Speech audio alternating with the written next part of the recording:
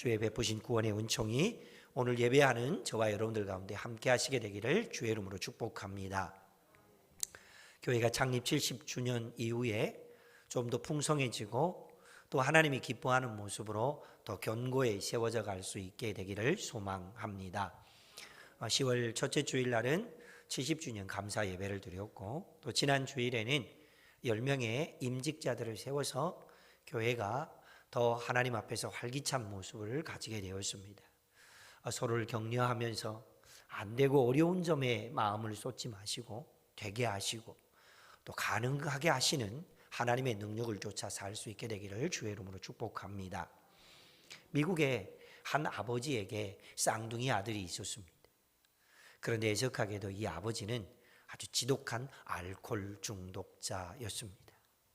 쌍둥이 아들은 어린 시절에 아버지의 술주정을 늘 지켜보면서 우리는 크거든 절대로 술을 먹지 말자 그렇게 다짐을 하고 청소년기를 성장했습니다.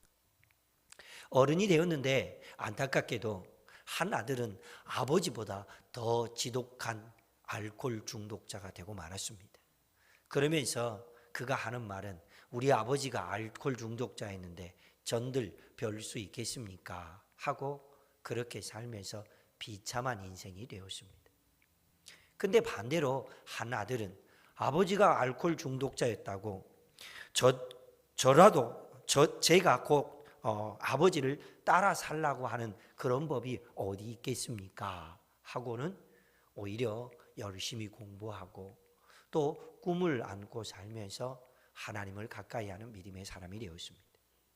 그는 결국 미국의 최고의 유명한 변호사가 되었고 수많은 사람들에게 유익을 주는 가치 있는 인생이 되었습니다. 살다 보면 우리는 종종 이런 말들을 쉽사리 합니다. 아유, 저런 일 좀 안 했으면 좋겠다. 저런 일 좀 잘했으면 좋겠다. 이런 말을 쉽사리 합니다. 그런데 정작 중요한 것은 저런 일을 좀 안 했으면 좋겠다 하는 마음이 있거든 나부터 안 하면 됩니다. 저런 일이 좀 되었으면 좋겠다 하거든 자신부터 잘하면 됩니다. 그런데 우리는 어떻지요?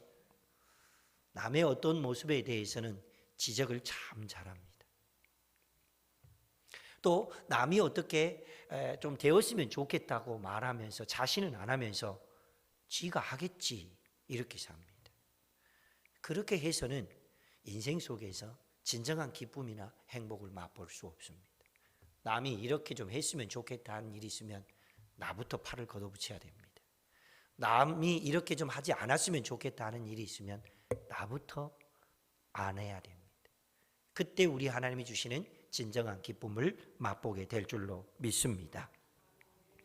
지난주 살펴본 말씀에 의하면 이스라엘 나라 안에 예루살렘에 사도들과 장로들을 통하여서 공의회가 열렸습니다. 그 공의회를 다른 말로는 사도회의라고 그렇게 말씀을 드렸습니다. 중요한 결정을 하고 선언을 했습니다. 결정한 내용들은 이방인들은 할례를 받지 않아도 되고 구원은 믿음으로만 받기 때문에 믿음이 우리를 의롭게 한다라고 하는 이 결정을 했습니다. 경건한 성도로 살면서 하나님이 기뻐하는 믿음의 사람이 되어야 하기 때문에 우상 제물을 먹는다거나 피를 먹는다거나 혹은 목매어 죽인 짐승의 고기를 먹는 것은 옳지 않다. 그리고 문화적으로 만연되어 있었던 음행은 피해야 된다라고 하면서 두 가지, 아니 정확하게는 세 가지를 정리해 주었죠. 첫 번째로는 구원론, 두 번째로는 음식에 대한 정결규례, 세 번째로는 성윤리에 대한 것을 말씀하면서 그렇게 사는 것이 구원 얻는 길이고 하나님의 백성다운 삶이며 성도로서 살아가는 진정한 제자의 모습이다 하는 것을 예루살렘 공의회 사도회의에서 그것을 결정해 주었습니다. 그 결정을 따라서 믿음의 사도들과 교회가 열심히 하나님의 뜻을 이루어드리며 살았습니다. 그 결과 어떤 결과가 이루어졌는지에 대해서는 신약성경 사도행전을 기록했던 기자 누가에 의해서 오늘 본문 15장, 읽지 않은 본문 15장 35절과 40절에 아주 중요한 열매와 결과가 있었다는 것을 알려주고 있습니다. 먼저 함께 읽어보겠습니다. 사도회의를 통하여서 얻어진 결과물, 거기에 순종했을 때 얻어진 결과물이 무엇이었는지. 1. 시작. 주의 말씀을 가르치며 전파하니라. 2. 교회를 견고하게 하니라. 어떤 일이 있었다는 얘기입니까? 그들이 했던 일들을 정리해 보니까 말씀이 흥왕했고 교회가 견고해져서 영적인 부흥이 일어났다라는 말씀이 정리되고 있습니다. 교회가 이렇게 했으면 좋겠다라고 기도하면서 정한 원칙, 목표, 방향이 있을 때 그것을 순종하며 따르면 하나님께서 놀라운 일을 행하십니다. 그런데 살다 보면 그러지 않는 사람들도 있죠. 교회가 방향을 정했고 교회가 목표를 정했고 교회가 그렇게 합시다라고 결의를 했음에도 불구하고 끝끝내 고집을 부리는 사람이 있습니다. 자기가 옳다는 거죠. 자, 그렇게 되었을 때에 공동체는 하나 될 수 없습니다. 말씀이 흥황할 수도 없고 영적 부흥이 일어날 수도 없습니다. 좀 내 마음에 불편해도 교회가 기도하며 결정한 일이 있으면 그 일에 순종했을 때에 하나님의 영광이 나타납니다. 내 생각하고 좀 맞지 않아도 교회가 결의하였고 그것이 하나님이 기뻐한 일이다라고 하는 결론이 지어졌을 때는 손해보는 마음으로라도 사셔야 합니다. 그 손해보는 공간을 반드시 우리 하나님께서는 채워주실 줄로 믿습니다. 오늘 본문 말씀은 진리를 따른 사람들,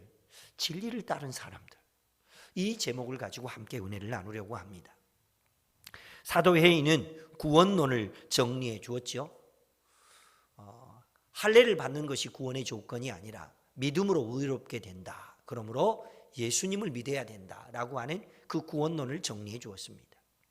그리고 이방 지역에 살고 있었던 헬라파 기독교인들 입장에서 유대인들이 강조하고 있는 율법이나 혹은 할례를 받는 것, 그것이 불편해서 그것을 감당하기 어려운 상황이 있었을 때에 하나님께서는 그들에게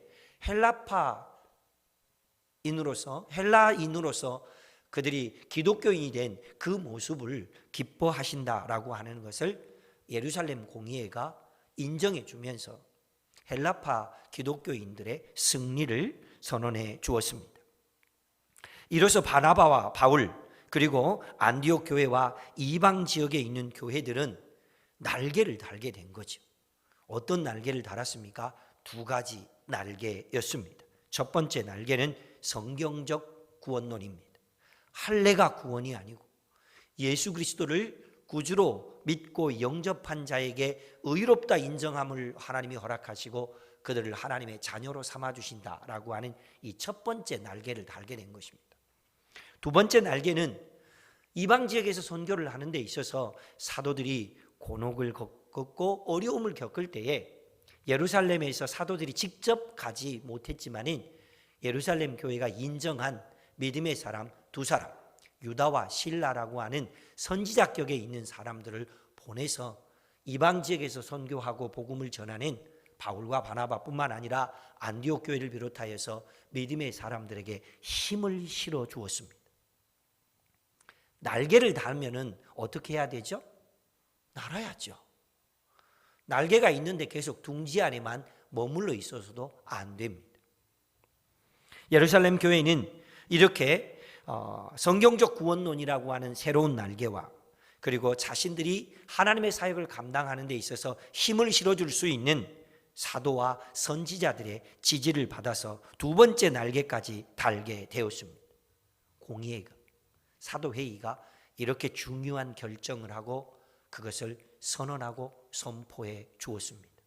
그런데 이 은혜를 믿음으로 받고 진리로 받아서 아름답게 주의 뜻을 이루어내는 진리를 따르는 사람도 있었지만은 그 진리를 거스르는 사람도 있었다라고 하는 것이 성경이 우리에게 말해주고 있는 내용들입니다. 히브리파 기독교인들, 그러니까 히브리인으로서 아람어를 하고 나면서부터 유대교를 믿으면서 구약 성경에서 말하고 있는 여러 율법과 할례를 중요하게 지키면서 살다가 예수님을 영접했던 사람들을 보고 예수를 믿었던 사람들을 보고 히브리파 기독교인이라고 합니다. 이들을 다른 말로는 유대 특수주의자라고 말하기도 하고 바리새파라고도 말하기도 하며 혈통을 중시한 사람들이라고 말하기도 합니다. 이들이 가지고 있었던 날개가 있었습니다. 이들이 가지고 있었던 날개는 선민의식과 할례, 이것이 두 날개였습니다. 이들은 이 독특한 신념을 가지고 살았습니다. 그들은 여전히 할례 받지 않는 이방인들의 구원을 인정하지 않았습니다. 이 사람들이 히브리파 기독교인들이 예수님을 영접하고 하나님의 자녀가 되었음에도 불구하고 그들이 보이고 있는 잘못된 반응들이 있었는데 그것이 바로 헬라인들을 상대로 해서 적극적으로 전도를 하지도 않고 그들의 구원을 인정하지도 않았다고 하는 것입니다. 두 번째로는 사도회의에서 중요한 결정을 했던 예루살렘 교회 지도자 중에 한 사람이 다름 아닌 예수님의 육신의 동생인 바로 야고보입니다. 그런데 이 야고보를 상대로 해서 자신들이 기대하는 것들을 결정하지 않고 헬라파인들이 기대하는 것을 결정해 주었다 해서 AD 60년쯤에 이 야고보를 곤란하게 해서 결국 야고보가 죽게 됩니다. 야고보가 순교를 당하는 안타까운 일들이 있게 되었습니다. 세 번째로 민족적인 자존심을 갖고 있었기 때문에 자신들이 살고 있는 하나님의 약속의 땅 가나안 그리고 예루살렘 도성을 이방인인 로마가 집권하여서 로마가 이 땅을 다스리고 있다라고 하는 것에 대하여서 반감을 갖고 모욕감을 가지면서 독립투쟁을 했습니다. 그런데 놀라운 것은 AD 66년쯤에 이 독립운동을 통하여서 잃어버린 국권을 회복하게 됩니다.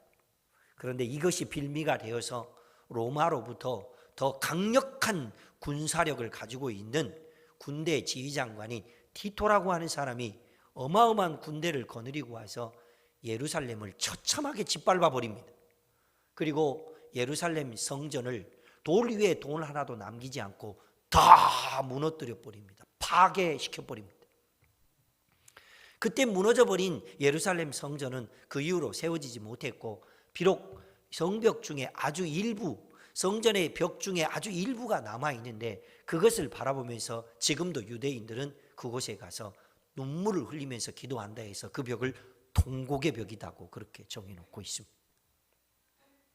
하나님께서 교회를 통하여서 정해놓으신, 하나님께서 교회를 통해서 결정하게 하신 귀한 결의, 그 선언문이 있었는데 그것이 있었음에도 불구하고 이방인들의 구원을 인정하지도 않고 이방인들에게 전도하지도 않고 그 중요한 결정을 했던 사람을 박해하고 핍박해서 죽게 만들어서 순교를 시키고 독립운동을 한다고 하는 빌미 때문에 오히려 로마의 강력한 군사력에 의해서 예루살렘 도성이 짓밟힘을 당하고 그리고 있던 성전마저 다 무너져 버린 그런 안타까운 일들이 있게 되었습니다. 근데 이 정도로 끝나는 줄 알았습니다. 이스라엘의 역사와 인류 역사 그리고 기독교 역사를 살펴보면 더 안타까운 일이 아직도 진행되고 있습니다. 유대인들 중에서 예수 그리스도를 영접하고 하나님의 자녀가 되어서 기독교를 가지고 있는 사람들이 전체 인구 중에 2% 정도 된답니다. 나머지 98%는 지금도 다 유대교를 믿습니다. 그런데 이 2% 정도 되는 사람을 그들은 이렇게 말합니다. 메시아닉주. 따라해 봅니다. 메시아닉주. 무슨 뜻이냐면 예수 그리스도를 메시아로 믿는 사람들이란 뜻입니다. 이 메시아닉주는 초대교회 이래로부터 지금까지 나라의 중요한 요직에 나갈 수도 없고 공무원 시험을 볼 수도 없고 그리고 사회활동을 하는 것도 제약을 받고 금전 거래를 비롯해서 여러 거래를 하는 것도 여전히 어려움을 겪습니다. 그것으로만 끝나면 좋게요? 지금도 메시아닉 주가 어느 동네에 살고 있다는 소식을 들으면 구구파 유대인들은 그들을 향하여 돌을 던지기도 하고 핍박을 하기도 합니다. 시간이 되시면 유튜브에 들어가셔서 메시아닉 주 이렇게 한번 쳐보십시오. 그러면 그 메시아닉 주들이 살고 있는 삶의 모습들, 유대인들로부터 박해를 받고 있는 모습들, 공직에도 나갈 수 없고 고통을 받고 있는 그 시련의 내용들을 다큐멘터리로 올려놓고 있는 여러 장면들이 나와 있습니다. 그래서 지난주에도 말씀을 드렸지만은 우리가 참 이런 말을 할 수밖에 없습니다. 여러분 절대로 옆에 사람 보지 말고 저만 보고 얘기하십시오. 저만 보고 따라해 봅니다. 참 변하기 힘든 것이 사람입니다. 옆에 사람 절대 보지 마시고요. 뭔가 맛이 없어요 이렇게 말하면 저를 따라해 보시기 바랍니다. 참 변하기 힘든 것이 인간입니다. 시작. 그래요. 인간이요 변화되는 것 같지만 잘 안 변합니다. 고집쟁이고요. 진리가 선포되었음에도 불구하고 자기가 흡족하게 여기지 않으면 그것을 붙들지 않습니다. 그래서 선교 신학자들은 이스라엘과 예루살렘이 사도행전 1장 8절에서 주님께서 말씀하신 것처럼 땅끝은 바로 예루살렘이고 땅끝은 바로 유대인들이고 땅끝은 바로 이스라엘이다 이렇게 말하고 있습니다. 왜 그렇게 말씀하셨는지 조금쯤 이해가 가기도 합니다.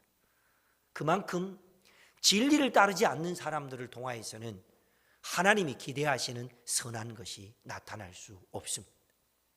그런데 예루살렘 공의회가 결정했고 사도회의를 통하여 결의된 그 내용을 통하여서 믿음의 사람들과 함께 하나님의 뜻을 이루어냈던 그 사람들은 다름 아닌 진리를 따른 사람들입니다. 히브리파 기독교인들은 선민의식과 할례라고 하는 두 날개를 가지고 있었습니다. 이 두 날개를 가지고 있다가 선민의식이야 하나님께서 아브라함의 후손으로 택하신 우리 믿음의 조상들 이 히브리인들을 하나님께서 택하셨다라고 하는 이런 것 가지고 있는 거 그거 얼마나 좋습니까? 그런데 할례가 구원의 조건이라고 하는 그것을 이미 2000년 전에 사도회의를 통해서 결의했음에도 불구하고 아직도 그것을 붙들려고 하고 있습니다. 미안하지만 두 날개 중에 한 날개는 잃어버린 거거든요. 인정하지 않는 날개거든요. 여러분 새가 두 날개를 가지고 있다가 한 날개를 다쳤거나 한 날개를 잃으면 퍼덕거린다고 날 수 있습니까? 아무리 퍼덕거려도 날 수 없습니다. 혹 날 수 있는다 할지라도 정상적인 날갯짓을 할 수도 없고 자기가 원하는 방향으로 날아갈 수도 없습니다. 날개를 잃어버렸으면 잃은 날개가 치료받을 수 있도록 하든지 아니면 새 날개를 얻든지 해야 하는데 유대인들의 모습 속에서는 유대인 기독교인들의 모습 속에서는 하나님이 기뻐하시는 선한 일들이 나타나지 않았습니다. 그러나 사도들과 헬라파 기독교인들은 구원론, 지지해주는 믿음의 사람이라고 하는 두 날개를 가지게 되었습니다. 여러분 작은 새들은 날갯짓을 어떻게 하죠? 저를 한번 보시겠습니다. 작은 새들은 날갯짓을 어떻게 하죠? 바다라락 이렇게 날갯짓을 합니다. 그런데 독수리처럼 큰 새들이 하늘을 나르는 모습을 보시기 바랍니다. 커다란 날개를 쫙 펴고 날갯짓을 하는지 안 하는지도 모를 만큼 높은 하늘을 날아다닙니다. 큰 날개를 갖게 되면 먼 곳을 날 수도 있고 큰 일을 할 수도 있습니다. 하나님께서 교회와 사도들에게 하나님을 믿고 따르기를 원하는 믿음의 사람들에게 진리를 따르기를 원하는 사람들에게 새로운 두 날개를 큰 날개를 달아주셨습니다. 날개를 달았으면 어떻게 해야 되죠? 엄에 무서운 거 하고 둥지 속에 가만히 있어서는 안 되지. 날개를 가지게 된 이 초대교회의 믿음의 사람들은 날개를 펼쳤습니다. 그리고 1차 전도 여행으로 끝내지 않고 2차 전도 여행을 다시 떠나게 됩니다. 떠났던 그곳은 여전히 더베 루스드라, 이고니온이라고 하는 1차 전도 여행을 가서 굉장히 곤혹을 치렀던 곳들이기도 합니다. 어느 정도 곤혹을 치렀죠? 사람들이 돌을 들어서 던지려고 했던 곳, 급기야 돌에 맞아 죽을 뻔했던 곳, 그런 곳을 또 찾아갔습니다.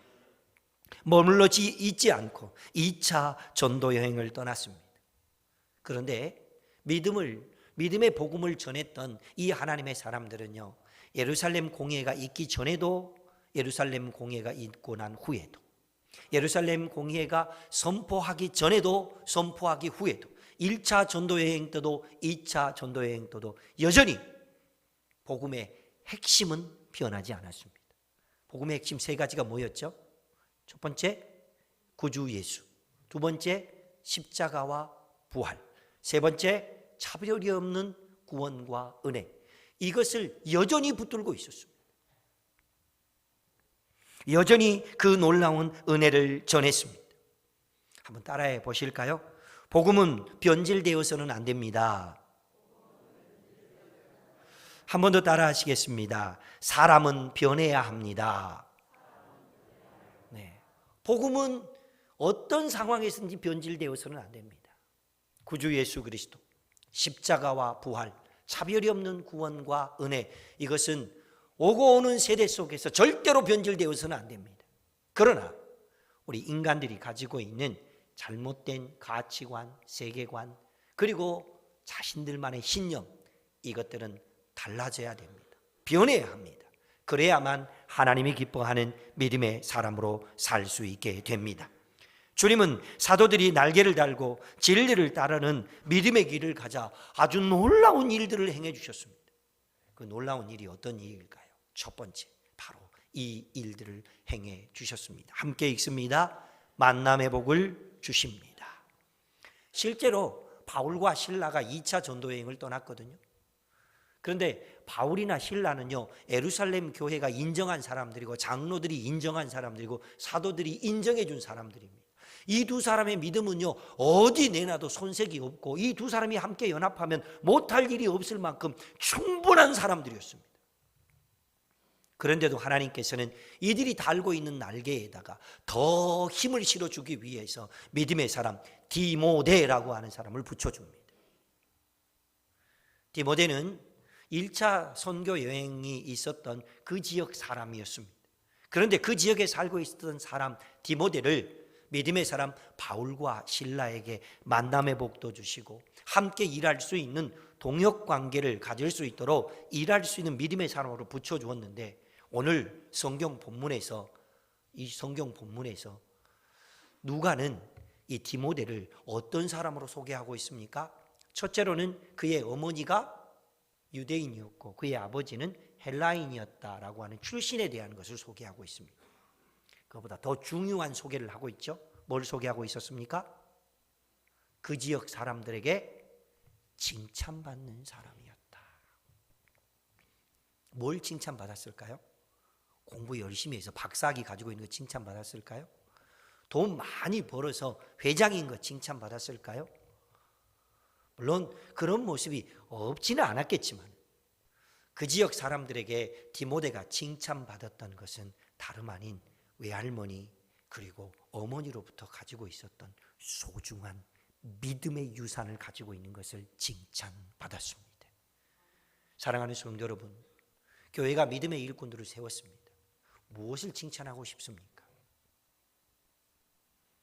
그들이 하나님의 교회와 믿음의 일들을 감당해냈을 때 서로 협력하고 앞선 사람들을 지지해주고 함께 연합하는 아름다운 모습, 그것을 칭찬하고 그것을 세워줄 수 있는 믿음의 교회가 되시기를 주의 이름으로 축복합니다. 그래서 바울과 실라 그리고 디모데가 함께 연합해서 이 사람들은 날개를 펴서 더 큰 날개를 펴고 더 멀리까지 날아가고 더 큰 일을 감당해서 초대교회의 그 어려운 시기에 이방 지역에 하나님의 교회를 세워내며 주의 뜻을 이루어내는 놀라운 일들을 이루어냈습니다.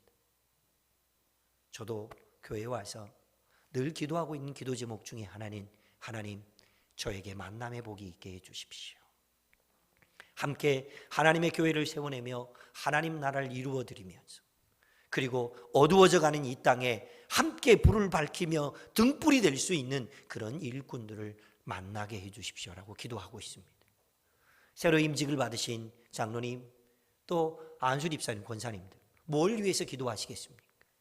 하나님, 제가 믿음의 날개를 가지게 하셨거든. 이제는 이 날개를 펴서 하나님의 일들을 감당할 때 함께 주의 뜻을 이루는 데 있어 힘을 실어줄 수 있는 동역자들을 만날 수 있는 만남의 복을 주십시오라고 기도할 수 있기를 축복합니다. 두 번째, 하나님께서 진리를 따르는 사람들에게 먼저는 만남의 복을 허락하셨다면 두 번째는 이런 복도 허락하셨습니다. 함께 읽습니다. 시작. 좋은 열매를 주십니다. 밭에 채전을 일구거나 혹은 유실수를 심었는데 가을이 됐는데 거둘 수 있는 것도 없고 딸 수 있는 것도 없어요. 얼마나 속이 짠하고 그냥 힘든지 모릅니다. 그러면 옆집은 막 주렁주렁 열려 있고 한가득 담아서 막 소쿠리에 담아놓고 있고 있는데 우리 집은 애게 이러면 정말 짜증나죠. 그런데 하나님께서는 믿음의 사도 바울과 실라 그리고 연합했던 디모데가 하나님의 뜻을 이루어드리면서 믿음으로 복음을 심고 믿음으로 하나님의 놀라운 사역들을 감당해내자 좋은 열매를 맺게 해주셨습니다. 그 열매가 오늘 본문 5절 말씀에 기록되어 있습니다. 5절 말씀 우리 책을 펴시고 다 함께 한 번 더 읽겠습니다. 5절 시작. 이에 여러 교회가 믿음이 더 굳건해지고 수가 날마다 늘어가니라. 아멘. 어떤 열매를 거두었다는 얘기입니까? 두 가지의 열매를 거두었습니다. 그 첫 번째로는요, 교회는 믿음이 점점 더 굳건해졌습니다. 하나님의 교회에 일꾼들이 세워지고 날개를 다는 놀라운 일들이 있게 되고 창립 70주년을 기념하며 하나님 앞에 영광 돌리고 예배했다. 뭔 일이 있어야 되죠? 믿음이 굳건해져야 됩니다. 두 번째, 어떤 일이 있게 되었습니까? 그 수가 날마다 늘어갔다. 영적인 부흥이 일어났다는 얘기죠. 믿음이 견고한 교회, 영적 부흥이 있는 교회, 이 일들은 오직 주님께서 진리를 따라 살아갔던 사람들에게만 주시는 영적인 열매이며 성령의 열매인 줄로 믿습니다. 지난 주일에 우리 교회에서 임직예식을 했습니다. 장로 2분, 안수입사 2분, 권사님 6분을 세웠습니다. 교회 회의를 통해서 말씀에 순종할 수 있는 사람들을 세웠으니 임직자들은 우리 교회 안에 날개와 같은 사람들입니다. 이들이 믿음으로 날개를 펴고 비상하면 주님은 초기 교회의 사도들이 진리를 따라 살 때에 놀라운 일을 행하시면서 만남의 복도 주시고 좋은 열매도 거두게 하셨던 것을 보셨다면 이제 우리 교회가 이런 열매가 있고 이런 믿음의 사람들이 날마다 더해지게 될 줄로 믿습니다. 그러므로 임직자뿐만 아니라 우리 교회 온 성도들은 이렇게 기도해야 할 것입니다. 진리를 따르는 사람이 되게 하여 주십시오. 우리가 수고하고 애쓴 만큼 만남의 열매를 맺게 하시고 그때에 좋은 열매들을 맺게 해 주십시오. 이렇게 기도할 수 있기를 축복합니다. 새로운 일꾼들이 말씀에 순종해 보겠다라고 선서하고 하나님의 뜻을 따르기로 작정하면서 우리 아는 교회 일꾼이 되었다면 우리 아는 교회는 날개를 갖는 것이 되었으니 그러므로 우리 교회에는 희망이 있습니다. 아멘. 한국 교회에 감동적인 일화들이 굉장히 많이 있습니다. 근데 그 많은 일화들 중에서 제가 여러분에게 소개해드리고 싶은 분은 다름 아닌 사랑의 교회 원로 목사님이셨던 옥하는 목사님의 일화입니다. 옥하는 목사님은 평생토록 교회를 건강하게 세우는 일들 그리고 제자를 만드는 일을 열심히 해오셨습니다. 이렇게 놀라운 일들을 하시면서 특별히 젊은 일꾼들을 많이 세웠습니다. 젊은 일꾼들을 많이 세워서 그들에게 늘 이런 당부를 했답니다. 한국은 물론 세계를 향해서 글로벌한 믿음의 사람이 되십시오. 세상을 섬기는 사람이 되십시오. 글로벌한 믿음의 사람, 세상을 섬겨낼 수 있는 사람이 되십시오. 이렇게 가르치면서 교회를 잘 세워오고 있었습니다. 지난주에 저희 교회도 임직식이 있었습니다마는 오신 목사님들과 함께 식사를 하는 중에 한 목사님이 저에게 김 목사 복 받았어 그러는 거야. 예? 무슨 말씀이세요? 김 목사 복 받았다니까? 아니 의미를 좀 설명을 해 주십시오. 작년에 당신이 섬기셨던 교회에서도 장로 임직식을 했는데 6분의 장로님을 세우셨답니다. 그런데 모두 다 65세 이상이셨답니다. 그런데 우리 교회에는 30대 안수 집사님과 40대 장로님이 있는 모습을 보니까 너무 부럽더래요. 그러면서 저보고 김 목사 복 받았어 그렇게 말씀해 주셨습니다. 제가 복 받았다니까 웃기만 하시네요. 뭐 그렇다고 해서 연세 드신 분들은 뭐 아니다 그런 뜻이 아닙니다. 절대로 오해는 하지 마시고요. 그만큼 교회가 새로운 일꾼들을 세우고 그분들이 앞으로 꾸준히 기도하면서 제자의 길을 걸어갈 수 있는 남은 기회가 많다는 것, 이것이 복이란 얘기죠. 그런데 오카노 목사님도 역시 젊은 일꾼들을 세워서 글로벌한 믿음의 사람이 되십시오, 세상을 섬기는 일꾼들이 되십시오 이렇게 기도하고 있었는데, 여러분 1988년도에 무슨 일이 있었습니까? 제가 고3이었습니다. 네, 올림픽이 있었죠. 그러면 1992년도에는 무슨 일이 있었습니까? 모르죠. 월드컵? 월드컵은 1990년도에 있었습니다. 자, 그러면은 1992년도는요, 중국과 우리나라가 국교가 수교가 되었습니다. 그런데요, 이 일이 있고 난 뒤 얼마 안 있다가 이 젊은 장로님들 중에 3분이 목사님을 찾아오셨습니다. 할 말이 있다는 얘기죠. 무슨 일로 오셨습니까? 했더니, 목사님, 저희 장로직을 사직하겠습니다. 아니 무슨 일로 해요? 저희 중국에 직업인 선교사로 나가려고 합니다. 아니 왜요? 그 목사님, 아니 장로님들이 목사님께 이렇게 말씀하셨답니다. 목사님께서 그렇게 사는 것이 제자의 길이라고 가르쳐 주셨으니까 순종하려고요. 목사님께서 그렇게 사는 것이 제자의 길이라고 가르쳐 주셨으니 순종하려고요. 그래서 목사님께서는 할 말이 하나도 없으셨습니다. 준비 과정을 거쳐서 이 3 장로님이 중국에 직업인 선교사로 파송받을 때 바쁘셨던 목사님이 직접 공항까지 픽업을 가셔서 그분들을 위해서 축복기도 해주셨습니다. 그리고 마지막으로 이렇게 한마디를 남기셨다고 합니다. 당신들은 목사를 부끄럽게 하는 사람입니다. 그렇습니다, 여러분. 실제로 목사는요, 설교도 잘하는 것 같고 성경 공부도 잘 가르치는 것 같지만 가르친 대로 못 사는 게 목사입니다.